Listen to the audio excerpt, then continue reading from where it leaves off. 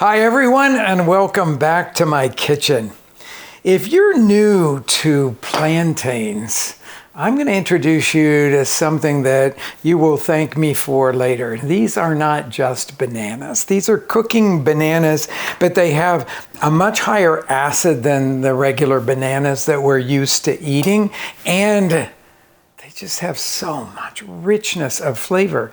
You can hardly compare them to a regular banana flavor. I even know people that have never liked bananas but absolutely love plantains. But what you have to know about plantains is about their ripeness, because it's all about that.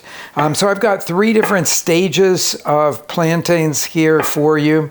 The first one is the green stage, and in most grocery stores, Mexican grocery stores, are well-stocked groceries, you will find them in the green stage. To go from this stage to the fully ripened will take you 7 to 10 days. I am not kidding.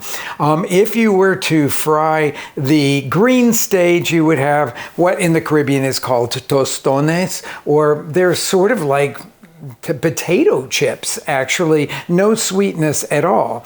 Now, if you go to the state of Veracruz, where they grow tons of plantains and they cook with them in many different ways, they like to sell this medium stage here. You can see that they've lost the greenness and they've gotten yellow, and they've got a few dark spots on them, but not very many.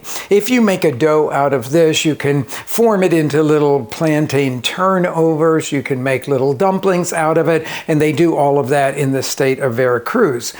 But if you're going to go with me today all the way to the most luscious and delicious, you are going to want fully ripened plantains. And the really wonderful thing is, if you go to your Mexican grocery store, you can actually find some in the freezer case now, fully ripened, oftentimes called maduros, and you can find them there ready to go, defrost them, and then butter fry them as I'm going to. Now, where in Mexico do you find these?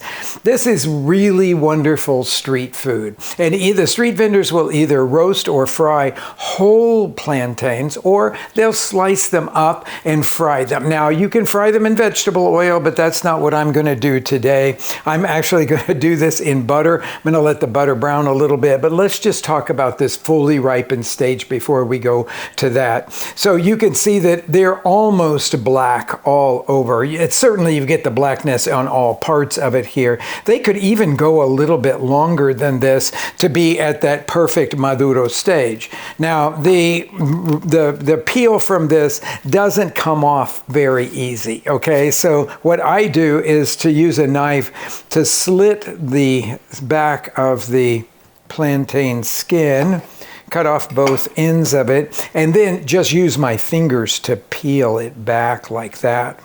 So I'm not kidding about 7 to 10 days to go to that full maturity. And then these are typically sliced on the bias, so that you get more surface area. I usually take off this last little bit here and then go down slicing on the bias like that. Okay, so once we get all of these slices, and you can see that I'm going in a little bit less than a ½ an inch thick. You don't want them to be too thin, but neither do you want them to be too big. Okay, so we've got our slices all there, and I'm going to cut off a little bit of butter here. I think it'll take about, I've got a large pan heating over here. So this is a big cast iron skillet, and it works really good for this kind of thing. I'm now going to put it on medium heat and then just tip the pan until I get the base completely coated with the butter. And then we're going to start laying them in. As these cook, you will see that the butter will start to brown, which is one of the things that I love absolutely the most. So just lay the plantains in, and make sure that they're all flat against the base of the pan. And we're going to let them cook. It'll take 3 or 4 minutes per side, usually, unless you've got a higher fire than I do here, to get them beautifully browned. But I think you can nestle all of these guys right in here. Okay, now we've got that. So I'll show you what they look like when we're ready to turn them. Okay, these are looking really beautiful. Remember that they do have quite a high sugar content to them now that they're this mature. So they will brown. You want to regulate the temperature, I think, for your pan so that it's not too high. Plus, you want to cook them slowly enough that they actually get completely tender. I think these are looking really beautiful now. I've got to let them cook on the other side. It won't take as long on this side, probably another 3 minutes or so, and they'll be ready for us to come to take out and do the final garnish there. Okay, these are very tender now, so I'll start bringing them out and placing them on a plate.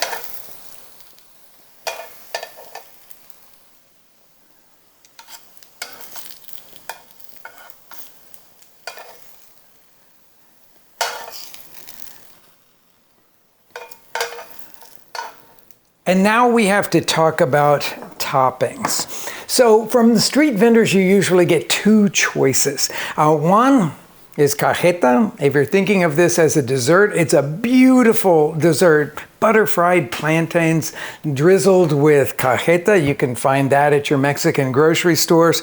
Or you can go the more savory direction, which is what I'm going to do today, and make this with crema, like Mexican crema. And if you get that crema de rancho in Mexico, it is for all the world the same stuff as creme fraiche. Super delicious. And then put a salty queso fresco on the top of that. Queso fresco, if you can't lay your hands on a good one in the United States, my recommendation is that you would represent that with some goat cheese crumbles or feta crumbles. So a stronger cheese with some saltiness to it is really good against the sweetness. Then you're thinking about these plantains a little bit more like a side to go with other things. If you're going to have a taco party, put this out and people will really love it. I am going to put some dollops of the crema across the top of this, like that. Yeah, this is luscious stuff. There are other videos where I have shown you how to make your own homemade crema de rancho in the United States. I think that is definitely something that you should tackle. And if you have one of those instant pots, it's easy to make it in the instant pot. I'm just going to use my fingers here to scatter the queso fresco over the top of it. Now you've got something that everyone here is going to want to dig into. Provecho.